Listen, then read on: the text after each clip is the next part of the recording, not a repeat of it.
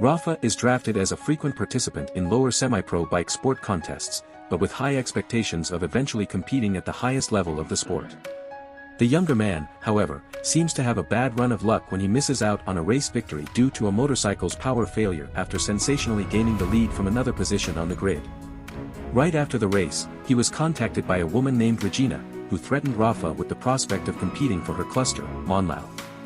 Rafa agrees to join them knowing that they are a short distance from the only organization he currently bikes for and gets ready for several months of off-season looking out.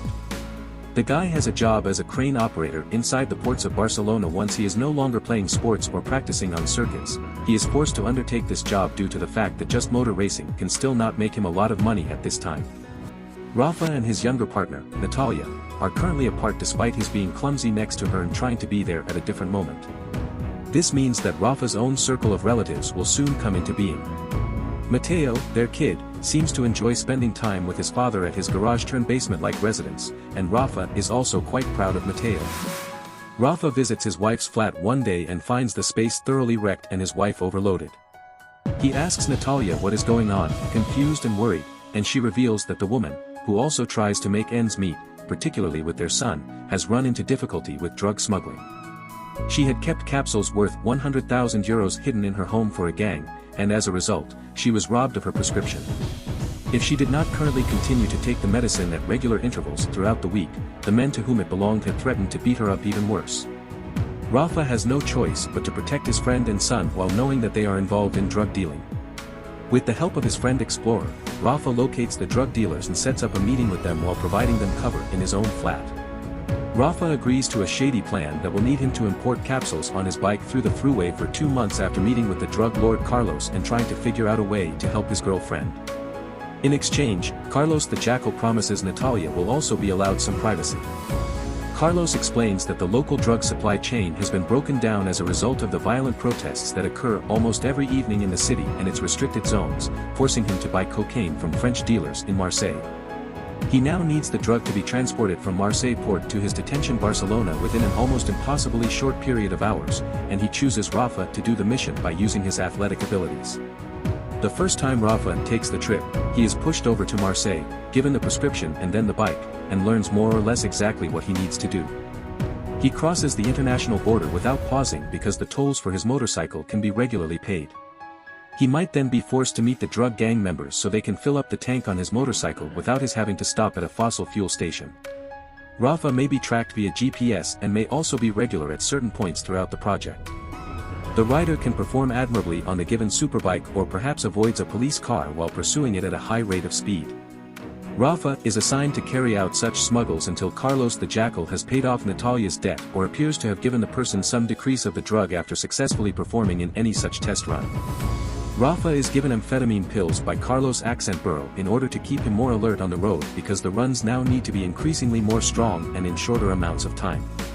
The Spanish police, who are already prepared for an unusual bike rider traveling at suspiciously high speeds, immediately pursue Rafa as soon as he crosses the border. They do so first with a car and then on police bikes because they are aware that cars are difficult to maneuver in traffic. Rafa is given a motorcycle that is significantly faster, and rather than squandering time on refueling, he is given a specific motorcycle to go to the checkpoint. Carlos the Jackal also makes plans to keep up with such measures of the law. Rafa informs Natalia that he is taking care of the entire problem so that it is no longer a concern as he continues working on those tasks. Additionally, he invites her to stay another time at his apartment with Mateo, and the married person eventually gives her permission. Then, in the middle of ongoing street protests, Carlos the Jackal orders Rafa to immediately create capsules from his shop and deliver them to a customer in the city. His friend the adventurer approaches him as he prepares to ride the mud bike provided for this assignment and requests that Rafa refrain from painting with Carlos' gang at this time. Rafa can no longer attend and drives through protest-filled streets instead, destroying and burning everything all around. Rafa is forced to sprint through alleyways while being pursued by a group of armed men when several cloaked guys with explosive vests emerge and shoot down his motorcycle. By any means necessary, he conceals himself and asks Carlos for help. Carlos responds by dispatching some men to rescue Rafa. Rafa continued to work out with Monlau at the circuit while also starting to use amphetamine pills prior to their sessions. He made his life as a motorsport racer more difficult and exhausting after getting into various altercations with his rivals. This came to a head in the last race of the hunting season, where only a select few competitors could choose to compete for the top spot out of 4.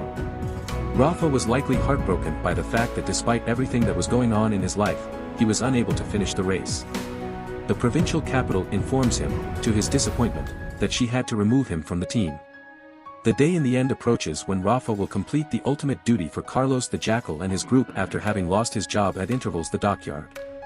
He grudgingly discovers the gang's extremely specific objectives after successfully delivering the prescription or perhaps accompanying Burrow to the relinquishment with the customers. Burrow demonstrates that Rafa isn't always free to move and might have to keep giving Carlos capsules till Carlos asked him to. Rafa murders the henchman by severely crushing his head on along with his helmet after becoming extremely enraged by this as well as by Burrow's threats to inflict more harm on Natalia. He now calls the Explorer for assistance in swinging off the frame and gives him a thought that will benefit both of them. Shot that it was Conquistador and his men who most likely had attacked him in response to the protests because of the specific information they desired to have regarding Archangel. Rafa offers to help Hernando Cortez take over Acid's drug company in exchange for a promise to persuade Hernando to learn more about Carlos the Jackal's drug factory and to alert him of it. When Carlos confronts Rafa about what happened to the drug transaction profit in addition to his accent-lacking Burrow, Rafa refers to an earlier miscommunication that Carlos had with Burrow.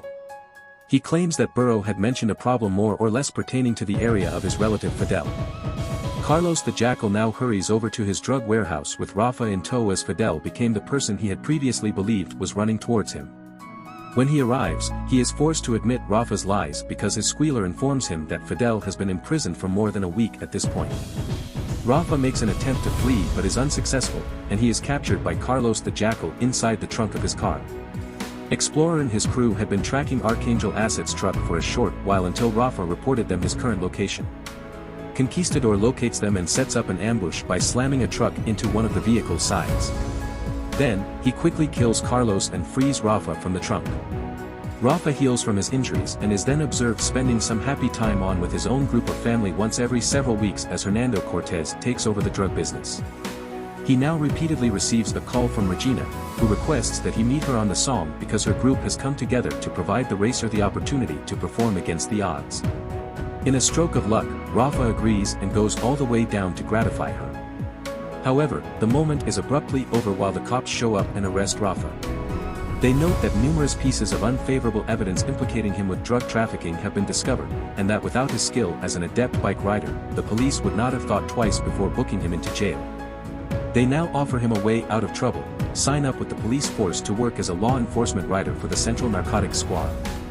It will be obvious that Rafa's goal of becoming a professional motorsports racer has currently been bloodily put on hold because he is also mired in legal issues. In the last scene, he is shown riding a police motorcycle down a crowded highway while simultaneously spotting a drug smuggler riding a motorcycle at an equally quick speed. Rafa, who is today employed by the government and was once on the prosecution side of the law, successfully apprehends the offender. Despite having to give up on his ideal, Centauro ends with Rafa earning enough money to be able to live honorably in the company of his relative and son, whom he was able to defend and convince them to seek another opportunity to spend time together.